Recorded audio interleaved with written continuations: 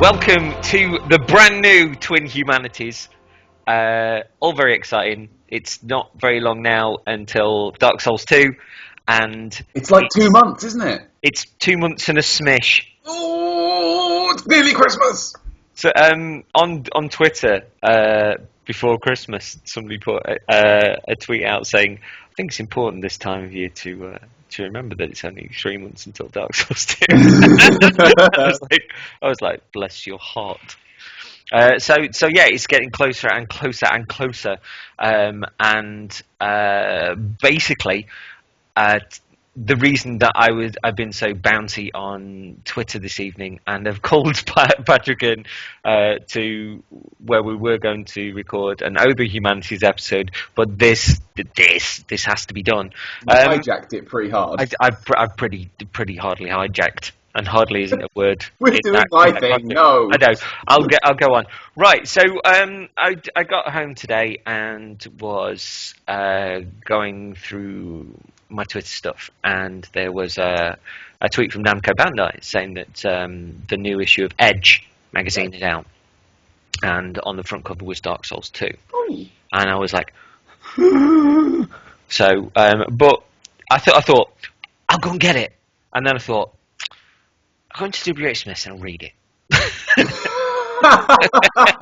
It's not a library. There is a guy that works in our WH Smith who looks like he could kind of work in a sort of place where Indiana Jones would walk in, and he'd kind of scowl at him. Whoa, hang on. Just dial back.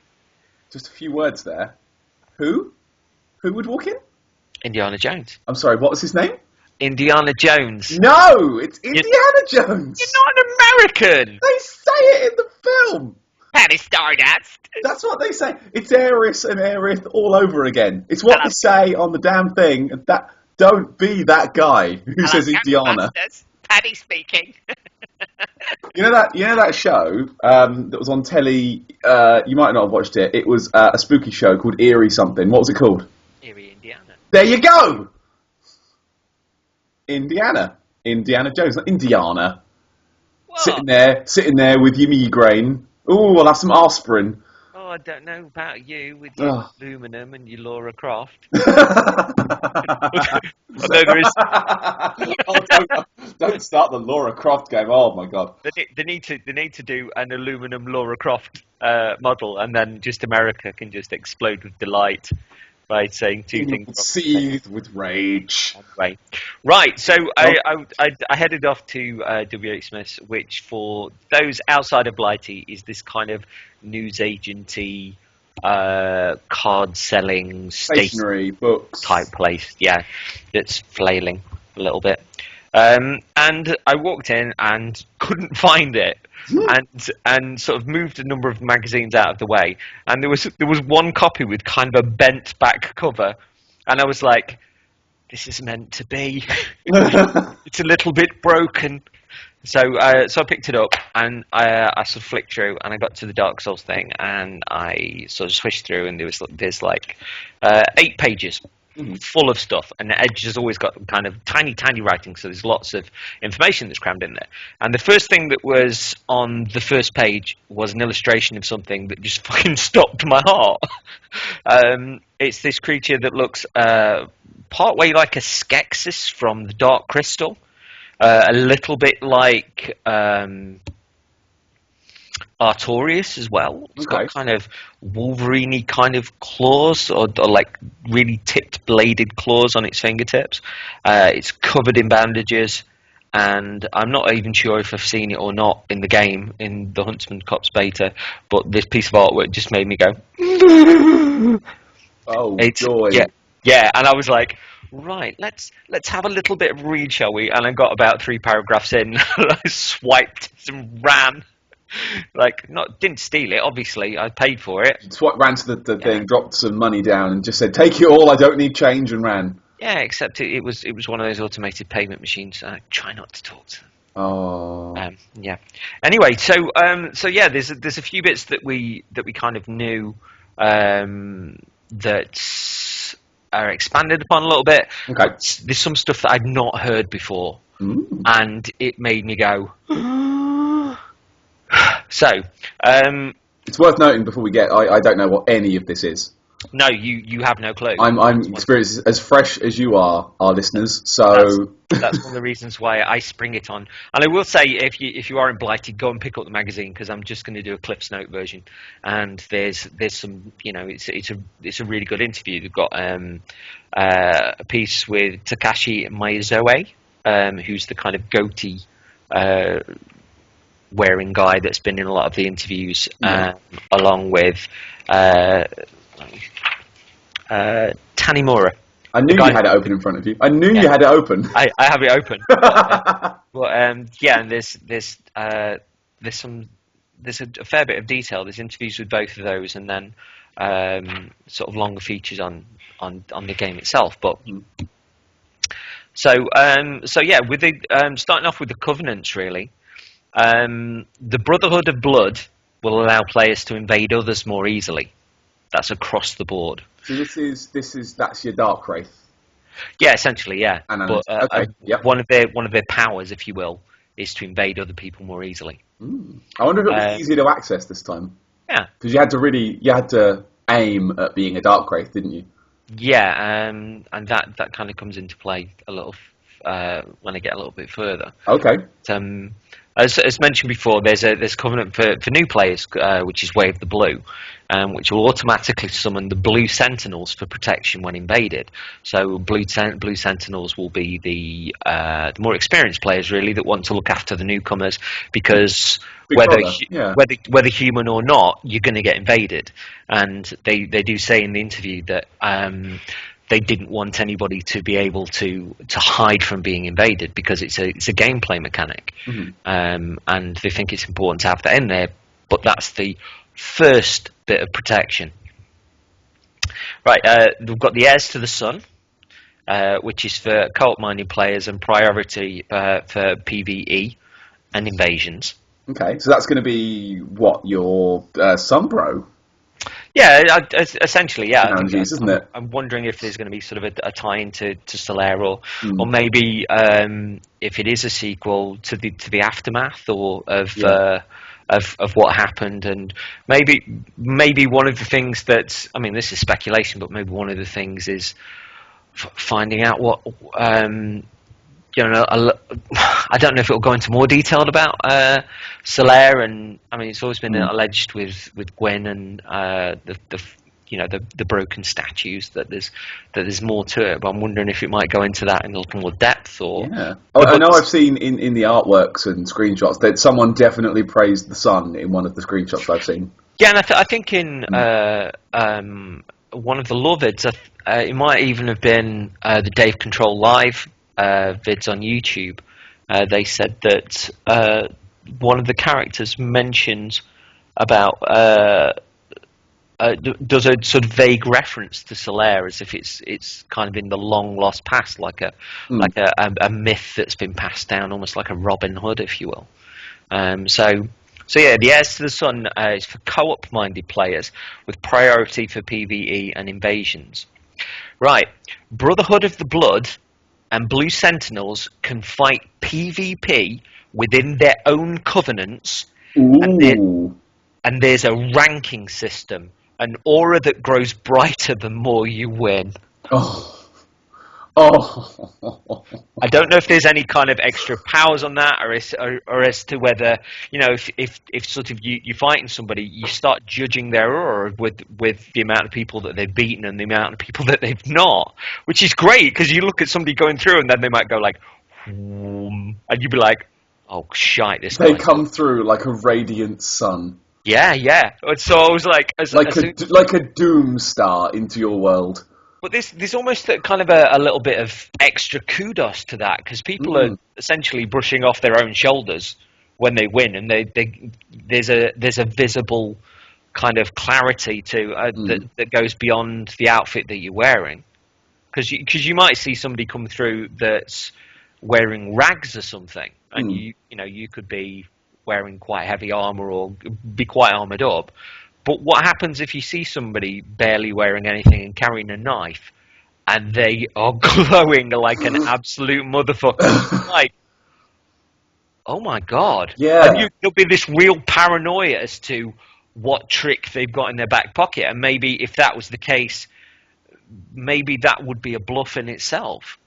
That you might always be waiting for something that doesn't happen, and this person ends up getting you because of that paranoia. Yeah. But that's kind of pure speculation, really. But I was really excited about that. I thought that was awesome. The belt. Before we get too into that, I think that's really cool. Although I'm slightly worried because I know what people are like, and I worry it's going to become winning is the most important thing. I'm worried for that. I think that's going to make people be more cheap. Because I think a lot of the fun in the invasions, and what I've seen people online doing, is, just invading and just having fun with it. I think people will stop. I think people will get more serious about it. I think because they want their big glowing boner glow. I don't know if the aura is to do with wins within the battles within your own covenant. Yeah. Within sort of the player versus player, or sure. as whether it counts for the invasions, but there's more in there than you're giving credit for thus far. Yeah. So hang in there, kid. Okay, hanging in. There's the Bellkeeper Covenant, who will invade anyone who wanders within a patch of land with twin bells. So I presume that's the equivalent of the Forest Covenant. But you land of twin bells is basically Lordran, isn't it? Well, a land with twin bells. So it could indeed be Lordran. It could be elsewhere. But if you say wandering to a new area and you hear a bell ringing, you'd be like, oh my god! Like part of you will go like, oh, somebody's been successful. Oh my god! So that could be. I hope there's only one bell in this area. Yeah. So it could be. Yeah, you could be right. It could be the same as the Forest one. It could be the same deal. Right. This is the interesting one. There's no name for this next covenant. Okay. But From have spoken of a police force to hunt down serial invaders, those who prey on weaker players, with a bounty system involved. Oh, so a bit like the what are they called? Gwendolyn's guys, Dark Moon. But bounty system. That's cool. Bounty system is involved. Oh, so I don't know. Dark Souls Boba Fett. So I don't know if they're going to do that with kind of if you're getting a player that's say a level 25 that kills someone that's say a level 3 or whatever in an area, or I don't know what the kind of level caps. Maybe it's if you get indicted a lot or something. If the indictments are back, maybe that could be used as a. Well, this guy was a twat. Let's judge it with the distance between the levels that you're on. Maybe that adds to your infamy. But there is going to be a covenant to specifically hunt down those invaders. So those people who might be camping and just thinking like, fuck it, I'm just gonna keep invading. Like in what we were talking about with Soul Level 1, with getting to Dark Wraith and then sort of camping in camping in and paying it back. Yeah.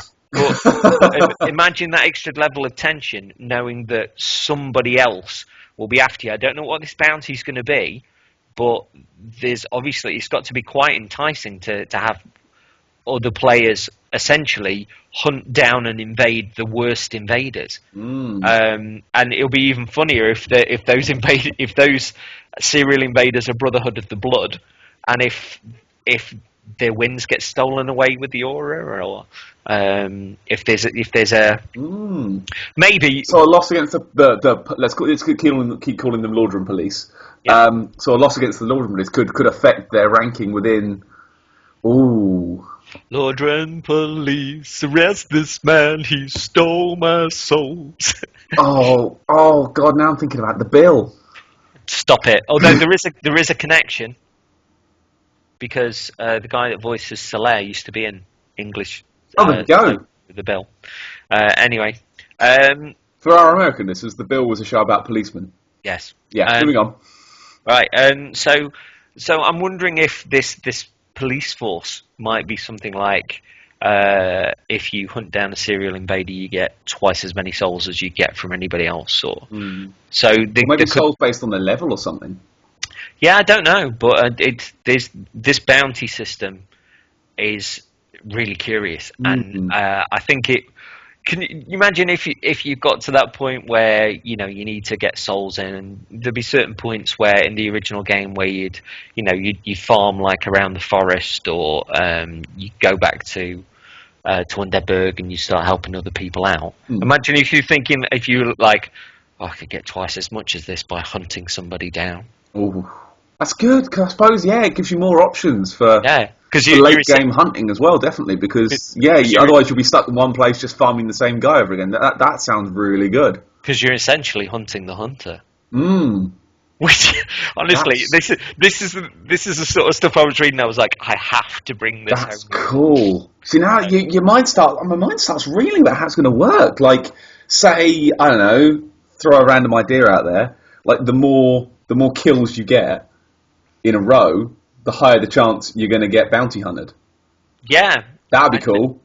so maybe that connection with the aura could be, if it is based on regular kills and not just your position in your covenant, that the more aura that you get, the more bounty, and maybe more bounty that you're worth. Mm. And it'd be cool if From started putting out kind of, I don't know, bounties on people.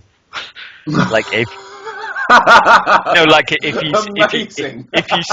you see this player, they've killed such and such, they've killed so many people who were levels and levels below them. This is a video of them killing such and such. If you see them, the bounty on this person is 5 times the souls. People will be like, "Oh my god!" There could be a Twitter account set up for it. Yeah, I mean, Oh god, that would be incredible. This stuff's purely speculation, but the stuff that we have got to speculate around is really exciting, and it shows that I think that From have really, really thought this through. I think I've just realised the reason why they couldn't do a Twitter account that would say "kill this guy," because the first post would be attention, Gooch Liquor 420 has been found. Yeah. Yeah, but I suppose that's incredible. That's broken me. But even if they were just kind of putting up the poster and stuff, the picture of what I mean, people change their costumes and stuff. But I don't know, it'd be interesting. But Edge basically said that they were shown an exclusive viewing of the opening movie. Oh, okay. To Dark Souls 2, and that video is going to be released this month. Ooh, there are 20 days of this month left, 22 days of this month left. That's lots of days. It could be this month. Ooh, yeah. Do I want to watch it straight away or wait? Oh my god! Of course you're going to want to watch it. I want to watch it, but I don't know if I should. I mean, you've still got. I mean, if you're looking back at the original Dark Souls, that opening video was a brilliant video, but it didn't spoil anything. I suppose really, it makes no sense in the grand system until you actually got into it. And the character that you forge is going to really be your own anyway. But Edge went on to say that it looks phenomenal. They said what we saw is darkly atmospheric and very much a step up in production values from its predecessor.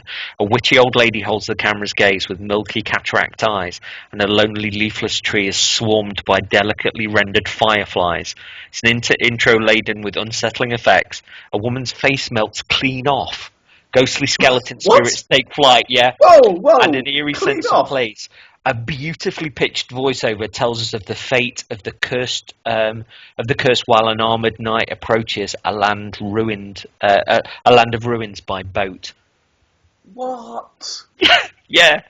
So you're having your face melting. They go on to say that they haven't considered PS4 and 360 at this point. Sorry, and Xbox One at this point. Okay. Just simply because they didn't have the tech to do it. They didn't have the resources. They've got the development stuff for. They're making this game first. Yeah. That's fine. I'm okay with that. But they have mentioned that it has been developed on PC. So, reading between the lines, I still think we might see something sooner rather than later. Twice, aren't I? That's what they want everybody to do, I think. But, Yeah. right, this is another interesting one as well.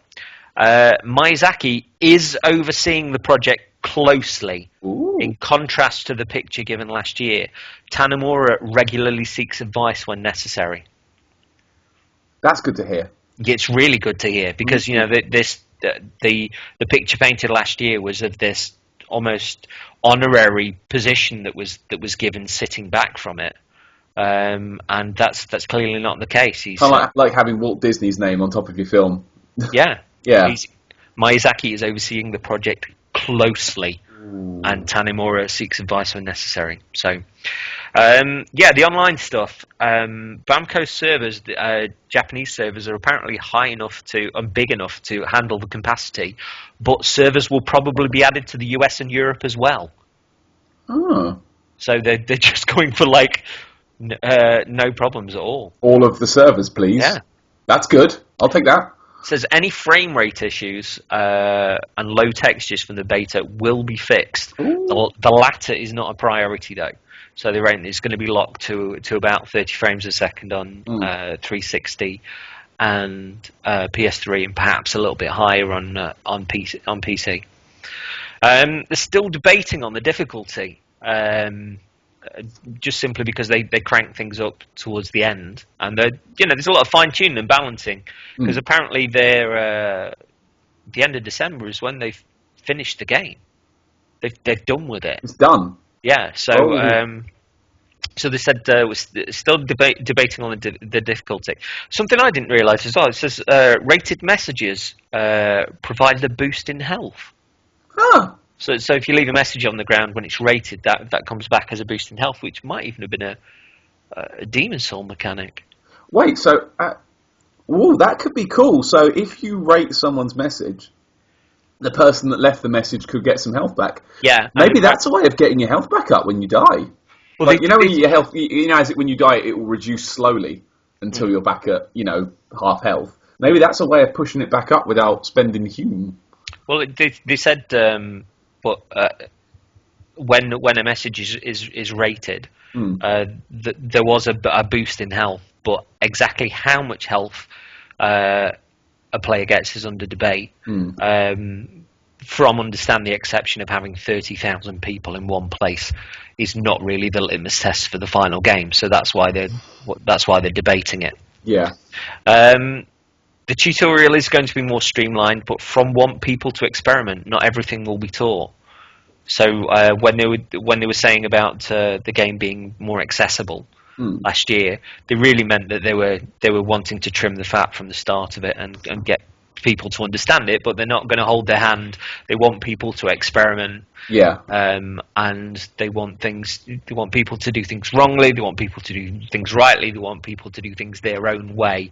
So that's great as far as I'm concerned. Yeah, that's good. I'm okay with that. Yeah. Excuse you. Hello? I thought I pressed the button on my headset. No, you're still here. You're still here. It said Hunter's Cops is entirely unique for the beta test only.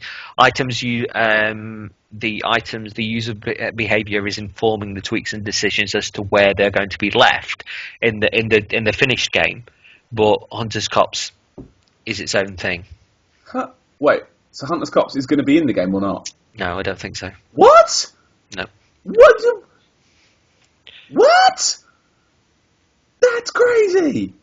I don't know if they were talking about sort of where things are left.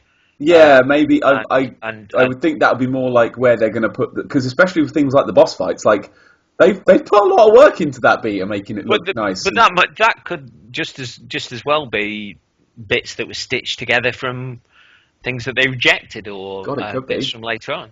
You don't know. But I think it's more along the lines of what the enemies do, where they come from, and the items that are left that they're sort of tweaking. Mind you saying that, the demo that I played, the 20-minute demo I played at Play Expo in Manchester, it did feel like its own kind of chunk of the game. Like there wasn't many ways in or out of it. It was a chunk, and you warped between two bonfires to get to the boss fight. So maybe that wasn't the boss fight that followed that bit. Yeah. Wow. That'd be interesting, especially if the likes of the boss battles and things like that, if the perhaps didn't do the same thing exactly as they did the first time. So, oh God. Yeah, that's the sort of stunt that they'd pull anyway. But I think I worked out the Mirror Knight. Yeah. Work it out again. I tried so much. The world is around the same size as Dark Souls. They think, but with more freedom for the player to choose their own path, which is intriguing. So more of the little pathways opened up at the start, you think? So yeah, master key enabled from the outset. I don't know. It makes you wonder, what they're hiding and the shortcuts. And they were talking about in the area for the beta that there were two bonfires that were accessible, and there was one that you really had to work to try and get to. It was the entrance to it was accessible from above. And it was cordoned off with bars and stuff. So you had to, if you want to try and get to there and try and figure it out, you can do. Oh God, I think I know the one you mean. I think I found that one. Yeah, I stumbled across it. Like, oh my God! Then I could open the bars from the back and cut a large amount of walking out of it. Yeah, so that they still want that degree of exploration. And they were even saying about the question was asked about holding torches and stuff, and a lot of the time.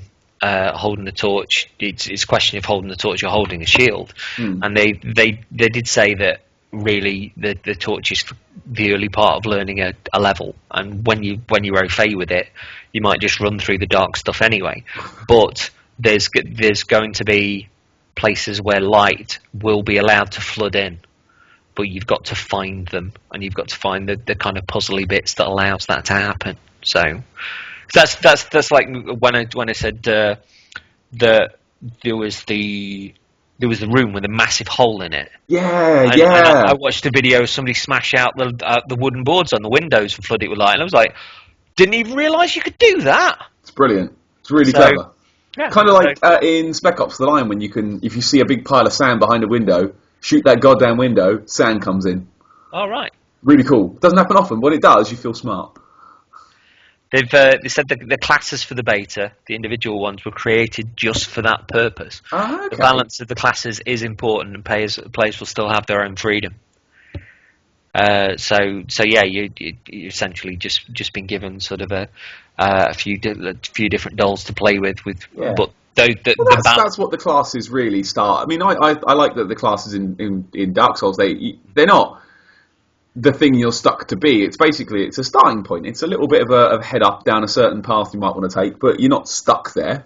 But the balance that's already there with those characters that you've had to select isn't going to be the final balance. Ooh. So it sounds like there's a lot of fine tuning that's been going on. So yeah, that's generally the cliff notes from it. But it's really good. There's some nice artwork, and it's a really good read. So I'd recommend it if you can get your hands on it. Will do. I am not at work tomorrow, but when I go near a shop, I may throw that in the trolley. So yeah, and in other stuff, as seen on the internet at the weekend, and I think it might have been mentioned in the past, but it's certainly the first time I'd seen it, was the Dark Souls 2 Webhallen edition. Oh God, yeah, I saw that. Oh my God. So for those that don't know, it's Webhallen is a Swedish retailer, and they commissioned their own version of the Dark Souls 2 Special Edition, and in there is the same sort of stuff the collector's edition's getting everywhere else. So you've got the statue, the map, you've got the art book, the cloth map, the soundtrack, and the game. What it comes with extra is, and one of these I didn't realise until I double checked it like yesterday and went, really? You've got a phenomenal looking kind of Dark Souls hood, which is it reminds me of a hoodie that was on saw on Tumblr last year. Yes, it Somebody does. somebody made a hoodie with kind of a very nice looking sort of front sort of portcullis type thing to That the you could kind of slide down. That's exactly what I thought when I saw it. yeah. Exactly But what I thought. rather than being a proper hoodie, it's kind of it just goes over the shoulders and over the head. But it looks Mm. like it's made of a very sculpted and well stitched together sort of cloth. But it's amazing, and it looks massive. It also comes with a messenger bag with the Dark Souls 2 logo and kind of that Fram placing his hand over the bonfire. Mm. But also it comes with a silver ring inscribed with "Go Beyond Death." So cool. Now the price of this is $260, which works out £157. Christ. Although it has to be said, I mean, I managed to get in early. Well, we managed to get in early with Amazon, so we're paying $60. £62, Yeah. 76 or something for the. So it would essentially be like 90 quid more. And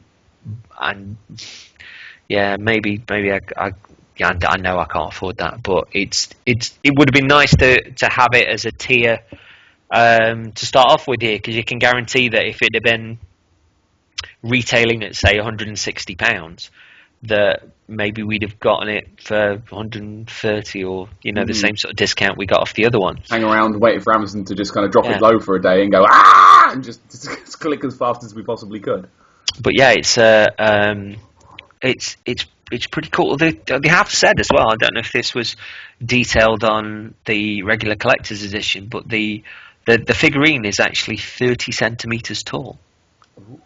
You've seen it, I've seen it. Yeah, no, I've seen it. It is 30. It is not. It does not fuck about. It is big. It's not a small figure. It's not an action figure at all. It is a tall statuette that is a good foot tall. It is nice. Right, and kind of elsewhere on the Dark Souls circuit, if you've not checked out Sunlight Blade's YouTube channel, you should. He's got about 40,000 subscribers now, and I'm sure he's been going maybe about 6 months with it. Puts in a lot of effort into getting these, and essentially there'll be kind of a contest, if you will, for people for best kills of the week or most surprising kills or whatever it might be. And he did a really good one the other week with players that were cheating, Right. and how to gank them. And it was brilliant, like seeing people that have clearly got unlimited health and seeing them get kicked off cliffs and stuff, and then them just thinking that they were absolutely amazing, and getting sort of lulled into situations by experienced players where they'd fall down a hole and they didn't realise they'd just be like, yeah, you can't get me. The kind of person that would hack in unlimited health is the kind of idiot that would fall for a hole. They're the kind of people that don't want to learn the game. They just want to walk through it and shit on people without trying. Like, if you are a Dark Souls god man and you are, wreathed in the blood of your enemies, but you've earned it, fair enough. But don't hack it, you dick. I'm sure one of these vids in particular, when someone was kicked off a cliff, this cheater had clearly never died, and he said, yeah. And there was a commentary going over the top, and it was just like, ho, ho, ho! And as these like 184 million billion souls just started like flowing into the tank. It was fantastic. So yeah, but Sunlight Blade put up a new video a few days ago of a kind of massive tank build, and it almost it's got the witch's kind of thorny helm from Near Artorias. Okay. But the body it's incredibly heavy, and the point of the playthrough is not to charge it, players. It's just to walk really slowly towards them. And when they run away or when they bow or whatever, just not to acknowledge that at all and just keep walking towards them. carrying two of the butcher's knives, one in each hand, Oh. and just moving really, really slowly. And some players get beyond that. Some didn't. There were a few folks that got praise who were, clearly either new players or I don't know, were kind of a level that was lesser experienced, I guess. Less competitive. And were praised for really having a go at it. Kind of really trying to sort of jump in there and make a difference. But Yeah, really good video, really entertaining. that's brilliant. And great to see a different build again. So yeah, I was quite chuffed with that. Yeah. So I want to, if there's no more, I'd quite like to hear, because I know you said you'd started a two-handed build. Yeah, How's it getting on? I haven't put it on for a couple of weeks, but it really just changed things up sort of quite a bit, doesn't it? Yeah, like it's really freshens things up. It's the fact that you can't, well, you can block, but you can't really block. You can block a bit, but you'll still suck most of the attack into your head. Mm-hmm. So you kind of, you have to dodge, you have to move, but then. See, I'm finding with my two-handed guy, I've done a little bit since we've last talked. Not much. I've only done maybe one more boss since we last talked. But I'm finding that I'm having to wear much heavier armor because I'm gonna get hit. Mm-hmm. Like, I know I'm gonna get hit, and I don't have a defense. Like, you can't shield it up and tank it out. You're gonna get hit. So I'm finding I'm armoring up something fierce.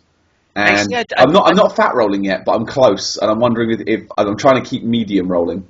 I haven't done that at all. I've sort of tried to stay quite live, I guess. And I wouldn't say it's been 100% successful, but there's a part of me that just thinks, dodge the fuck out of the way rather than just take a hit. I think poise plays a lot into it as well, though, because I found that when I started, I had sort of much lighter armor on when I started.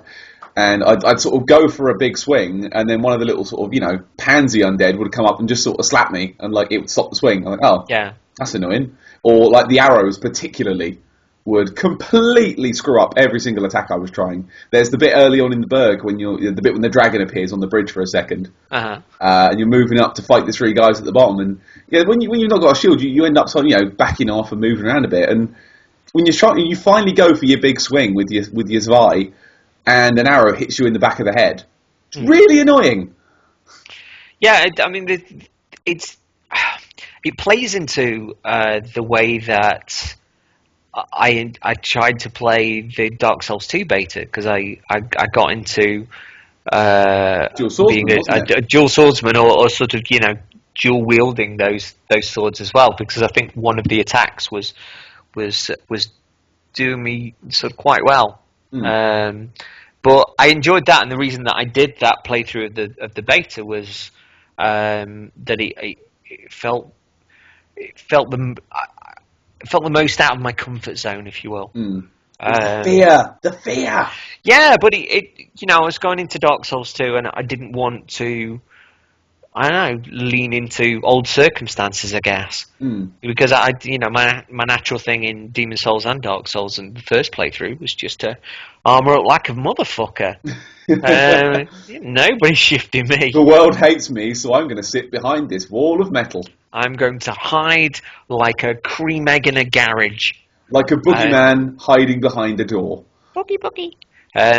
But yeah, I've really enjoyed the stuff I've played, and I've cursed myself to living daylights. Like when I've died, it'd be like, you fool! There's a degree of kind of bravado meets knowledge. Yeah, definitely.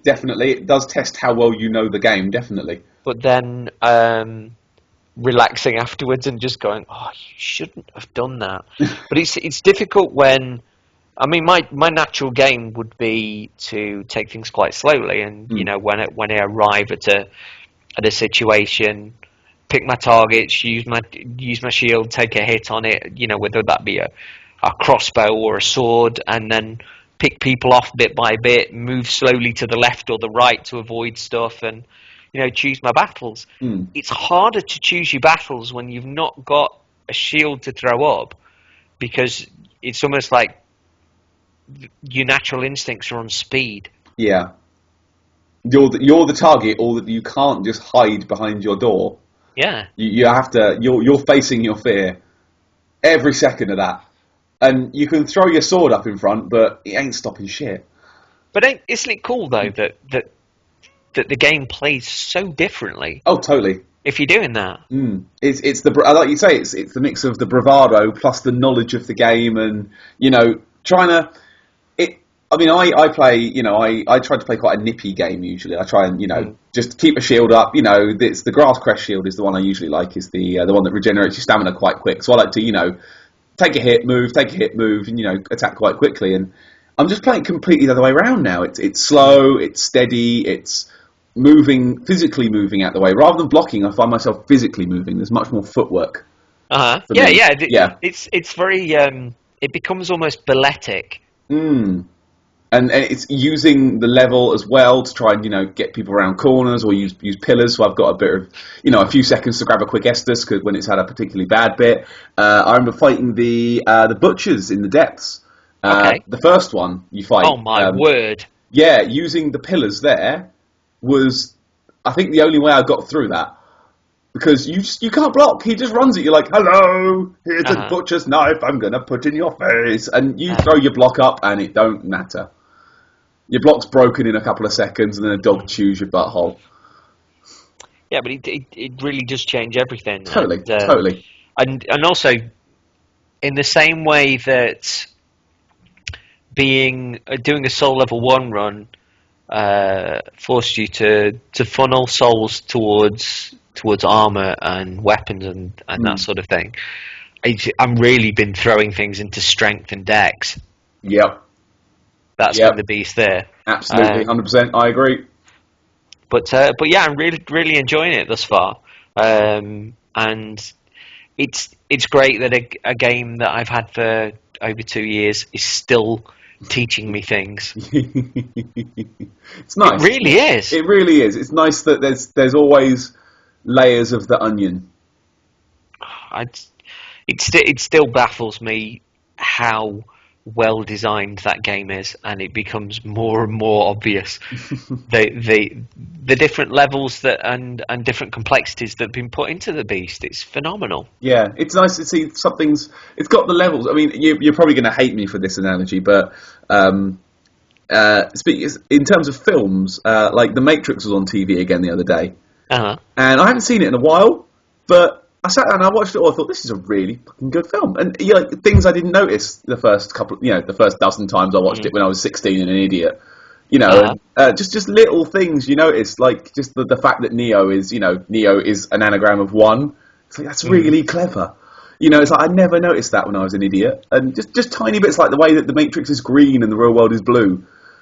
I know the tiny touches. The overriding thing for me with the Matrix is just how much it fucking lifts from Grant Morrison's The Invisibles. It's shocking how much that first film lifts from it. And the reason that the second and the third film were wank were because they ran with their own ideas, which were nil.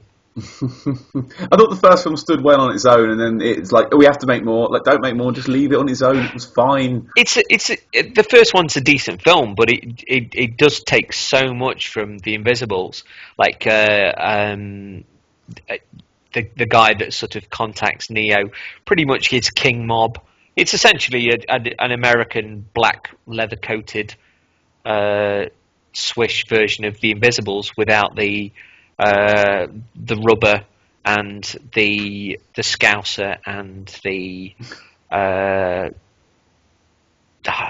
transgender boy, and I don't know. I love The Invisibles. I think it's great, but just shows you that anybody can rip off anything, really.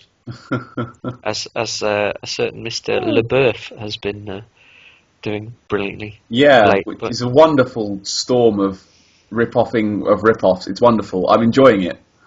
But anyway, with regards to like two-handing and stuff, I know that Simon Miller of A Video Gamer did a vid on Dark Souls before Christmas, and he's just done a new one now. And he eventually went to on the first video into a a two-handed run, and was really brave with it as well, which was fantastic to see from a new player. And the battle with the tourist demon on the bridge was fantastic, because whereas I was sort of cowering behind my shield and sort of trying to get either around the legs or trying to get away and chuck fire bombs at it or whatever. Yeah. He was kind of, when the thing threw itself at him, he was rolling towards the beast as it threw a shot at him, and then hitting its legs after that. And I think that was a tremendously brave thing to do on a first playthrough, and it was something that I hadn't done before, and was quite excited by. I think that was one of the things that pushed me towards doing a two-handed run. Yeah. But Simon returned to Dark Souls yesterday. I think the video went up on Monday, and in between times, Matt Lees had said some stuff on the Video Gamer podcast about that if you have time on your own, away from the stream and away from the pressure, and you might find yourself sinking into it, because it's quite a solitary experience for many people. And I know Simon said before that he's a really big Zelda fan, and so I sort of took Matt's advice and was thinking, yeah, that's good advice. But the strange thing is about the new episode, it just comes across that he really doesn't want to be there. And the lessons that are learned, that the game's sort of showing, he's not really paying attention to the way that enemies attack, and obviously there's a lot of learning that's involved in these things, but I don't know. On the first video, I saw him really push on and find a play style that was very much his own, and it was really interesting to watch somebody sort of growing into the world. But I don't know. Simon was sort of battering back stuff from NPCs, dialogue from NPCs and stuff, and the general demeanour was that he just didn't want to be doing it. And I don't know if that was sort of down to a little bit of cliche, because there was a little bit of ribbing in the first one, like, oh, Dark Souls, and if just wearing that cliche as some sort of jumper. Yeah, maybe sometimes you're just not in the mood for stuff, though, aren't you? Yeah, sometimes you just don't click. You're like, I can't face this tonight. I can't be bothered. Let's just put on a film. But it was really neat to see the strive and success in the first one, and the second vid just didn't quite click as much. And whereas on the first one I was really cheering him on while I was eating my tea, like really cheering him on. On this one I was kind of watching on, and I was just, I don't know, I just got a different impression from it. It wasn't as joyous to watch as the first one. So yeah, and I hope it clicks with it. It might just be oil and vinegar. It might not be his thing, or could come back to it at a later point and it clicked massively when he didn't expect it to. Because that's happened with all of us with tons of games. But I know they've said that they're going to at least do a third one, and maybe that'll take him up to the Bell Tower Gargoyles. And I don't know. I just like. There was something, like I say, really joyous in that first video. There was a colour that was missing rather massively from the second one. So maybe you'll pick it up. Maybe we'll pick up onto it. I mean, carry on. No, I mean, there's been a little bit of kind of new people coming to Dark Souls, and I know you and I had a brief conversation. I don't think he was on the last podcast. I don't think he was about PewDiePie. I don't think it was. Yeah, I have since watched it. For the uninitiated, PewDiePie, internet celebrity man. If you go on YouTube and type gaming, you'll see his face first. It's a fact of life now. He is games on the internet now. He did a series. He did about 10 videos so far on Dark Souls, and 11 has just gone up. Oh, cool. Well, I normally don't like him. Like, his voice and his whole pattern and the whole way he presents himself just drives me crazy. I don't know what it is. It just drives me fucking nuts. It's the stupid voices, constant stupid voices. A lot of the famous YouTube people do annoy me a bit. But anyway, I watched all 10 of these, like you, pretty much in one go. Back to back, yeah. Yeah, and he got it, and it was, it was cool, and he was having, he was having fun with it, and it's like, oh my god, I get it now. Like he's getting it, and it was nice to see him, watch a video and not want him to die. It was great. Well, I mean, I from my side of things, I only knew sort of PewDiePie really from kind of a distant recognition of secondhand sort of stuff, and I'm sure I'd seen a little bit maybe of, and it wasn't my thing, but like a very, very small amount, and just thought it was the kind of giggly version of, there's people that either shout at video games or kind of slag them off, and who've got like big followers, and I just thought it was perhaps a silly version of that, and you can't really say no to the success because it's the biggest gaming channel on YouTube. Yeah. But it was once again it was Sunlight Blade's channel that sort of highlighted that PewDiePie was playing it, and just thought I'd watch.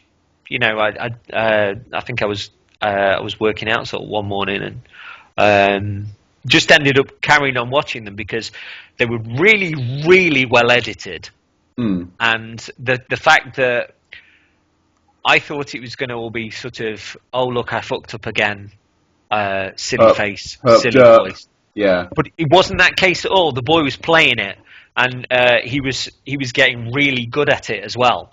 And there were quite honest moments at certain points where he was like, I really, really like this. The two best ones for me, the Capra fight, which took an entire episode, and the joy on it, the relief and the joy, and Orms and Smurg, which he took on by himself, I think. Yeah, which is not inconsiderable. That is not easy. All. No, I've tried it once or twice, and it does not fuck about. But he didn't give up either. I mean, there were certain points where he came back to it in a different t-shirt. Yeah, a different jumper. But he kept on going, and I think there was a wonderful balance between that. I've got to have another go at this, and I can't be put off because there's the memory of the sheer exhilaration when I beat that last thing, and I think I can do it. I need to try to do something different. And he was really thinking on his feet, and I was incredibly impressed by all of it. And on the other side of it, you've got episode 11 went up the other day, yeah? Mm-hmm. I looked at it today. It's already seen nearly 2,200,000 watches or something. Just something incredible. That's great. And that's over 2 million people that have been shown that Dark Souls is this really challenging, fun, exhilarating game, and he doesn't fall into cliche with the shocks. It comes across as that's him. And he genuinely gets the game, and I was really taken with the fact that he was so honest at certain points. Where he's like, there was one bit. Was it Blighttown or was it the Depths where he was like, I'm absolutely terrified. I think it was Blighttown. Yeah. Oh, it was nice. It was nice watching someone else experience the nightmare of normal Blighttown, because I haven't seen regular Blighttown in a very long time. Like, who would use that when you can go the back way? No one. As soon as you know it's there, no one ever goes to Blighttown again. But a really, really entertaining series of videos, and the Ornstein and Smo one, tip of the hat, mate. Tip of the hat. 10 points. But even if you're not a fan of PewDiePie or you've seen stuff before and it didn't look like your kind of thing, check it out. They're really, really good series of videos, and the boy gets Dark Souls, and there's some of the stuff that he does playing wise, which is frankly really impressive, and stuff that I hadn't seen in Dark Souls before either. Yeah, I didn't realise you could. The bit where the flaming barrel rolls down in Undead Burg, and you can drop onto that ledge. I didn't realise that you can actually jump off is it the right hand side of the ledge? And Yeah, and you end up at the back of where the Black Knight is, don't you? yeah, just the other side of where the Black Knight is. I had no idea because most of the time when you know anybody I'd known has fallen down there, it's like, oh yeah, Well, you it's can all have to kill suicide. yourself. Yeah. Yeah. And the bit it sounds a little bit daft because I'm sure other people have experienced it before, but I'd never seen the tourist demon climb up onto the top of that turret before. And when that happened, I was like, what? Oh, I remember you telling me about that, and I remember thinking I hadn't seen it, but then I watched it, and then I remembered, yeah, that happened to me. No, it did happen to me because I was farting about trying to line up a head stab. I think it's because I think it's because I'd always done the asylum demon type drop on him, and then fought him down on the on the actual ramparts. That I'd not seen that before, and when it happened, it was like, what? It was like, what is this alternate reality? I didn't know he could come here. Oh God! So yeah. I mean, elsewhere in kind of Souls Gubbins, Varty's waiting on 2 vids to be cleared by Namco Bandai. Both Dark Souls 2 videos. One's a lore video and one's a PvP video.